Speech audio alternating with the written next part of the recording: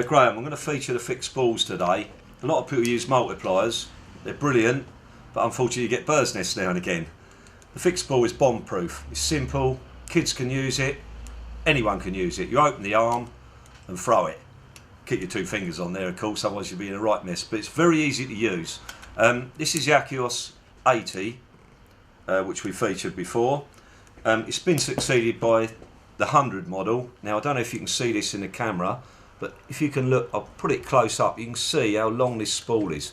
This is what they're all about now. The longer the spool, the further it'll cast. You can't be stupid because obviously you'd wreck the spindle if you had it too long, but this is basically what they're coming out like now. You've got a deep spool, you've got a shallow spool for braid. Both work well. A lot of the guys now are leaning over towards nylon rather than braid. Braid's been great, but nylon now, if you use thin nylon, it's just as good, and it's not so hard to untangle if you get caught up with the guy next door. A lot of people hate people using braid, I'm afraid, in matches. Terrible. But you know, that's one of them things of life. But I do like this Scorer 100. One of the features is this handle, and it looks quite strange, you know, if you look at it. But I'll tell you what, I've used this, and you can pick it up at any point, and it's absolutely brilliant for fishing. It's so smooth. It's got about 8 ball bearings, this cracking reel. When you use this, Graham, it takes about 350 of nylon. Your other narrow spool will take 300 yards of braid, fire line, something like that, whatever. And what you find is you've got to have a leader, and you have to have tapered shock leader, because if you get a big knot, especially with these small ring rods now, these modern rods, you'll find it get caught and you might get a frap up or whatever.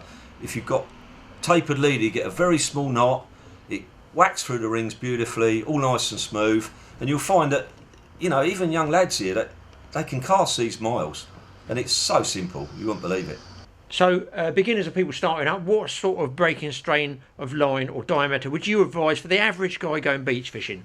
Well, there's 2 concepts to this. So I think you should use 15-pound line, if not 12. But the thing is, there's a lot of guys out there and they're not too clever.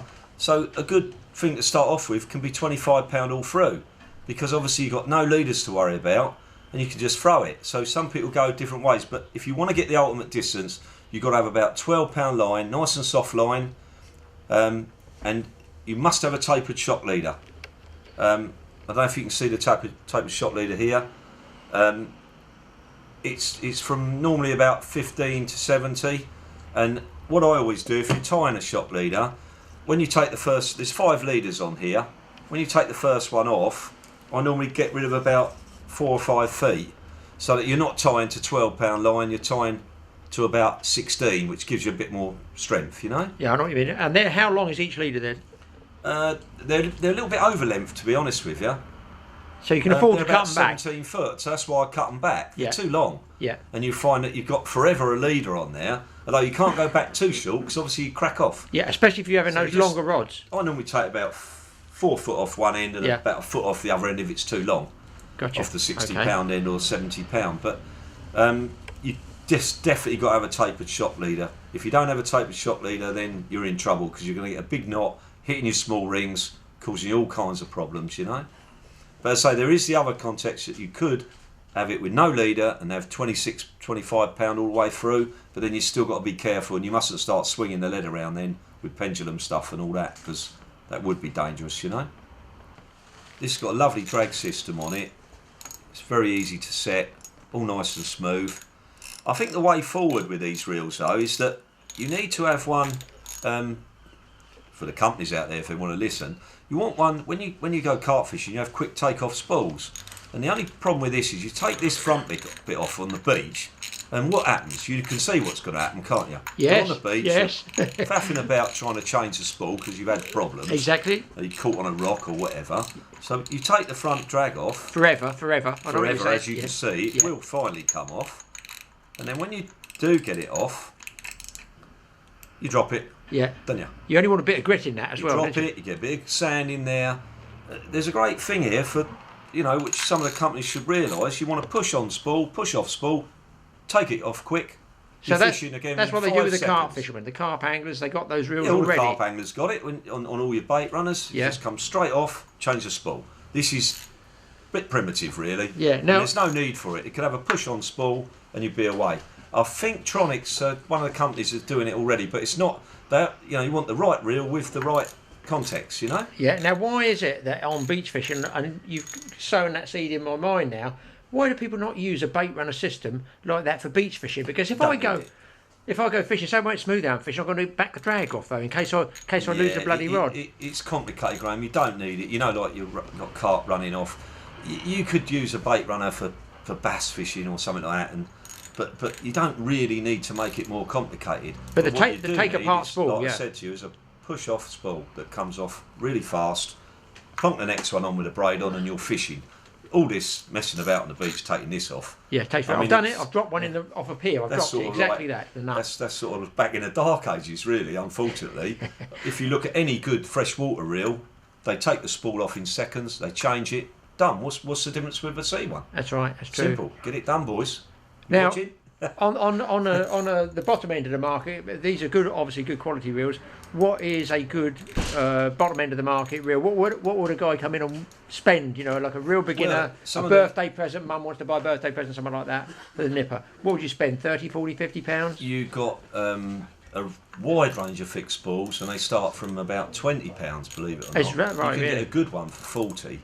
And the good thing about them, they're all coming down in price. Yes. You know, these... Even the quality ones like these? Yeah, and the quality ones are rolling down in price. If you buy one of the top range dial ones and that, they're £400 or £500, these. What? For one reel? The Bezier it's the ultimate reel. Yes. But what a lot of money. I mean, even I wouldn't spend that kind of money on a reel, I don't think. I'd like to if someone buys me one. I want to be catching the ultimate fish with that price. This one here will probably do the same job.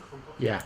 Now you can see, just there, Tony, it's just showing me... Unfortunately, not quite as good quality, that's why they are, those scores are good. I've had no trouble with mine over a couple of years. Yeah. But even that, you can see how light turn the handle. Look, it virtually goes under itself. I mean, the ball bearings. Eight ball bearings, it's so smooth, you can't believe it. And that's a long spool, I can see that compared with my one. Spool. That's the big thing about it, is the length of the spool is great, you know. And it's the length of the spool you're looking for. Unfortunately, on the £50 ones, the spool won't be quite so long. This is a cheaper reel, Graeme, just to give you an idea. Lovely reel, very smooth, medium price, but see, notice the spool's not quite as long. Might be stronger, but at the end of the day, we're all looking for this long spool. That's what we want to get the distance. If you hold the two together, Charlie, they can see those two. Yeah, can you see the difference there? So that the beginners can actually see, put one over the top of the other, and I'm pretty sure they'll be able to see. Let me go in on them. Let's move that one down, and that's what you get, guys. Is the difference is the difference between the two. See, that's a standard, almost a standard spool. I call that bottom one. Although I'll tell you what, Graeme, these saltwater reels, which are really expensive, I've got one in the cabinet over there.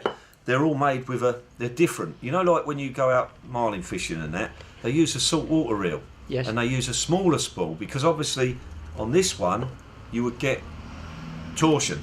Yes. And you'd also get the spindle might.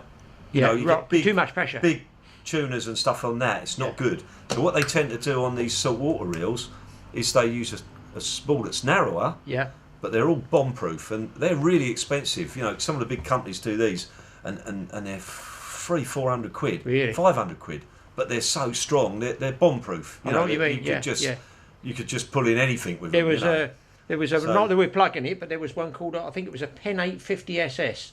That's it, the 850. Really exactly. Strong, I don't know if they still make them or not, but they were almost indestructible. Yeah, you could catch bloody striped marlin on one of those. You know, if you had the right line.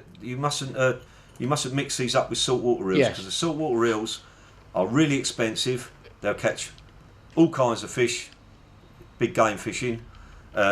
This big game fishing, without being rude, it wouldn't stand the pace, I don't think. You know what I mean? It might do for a while, but it'll soon give up the ghost because of the long spool. Spindle will break. Yeah. That's your difference in the two, you know.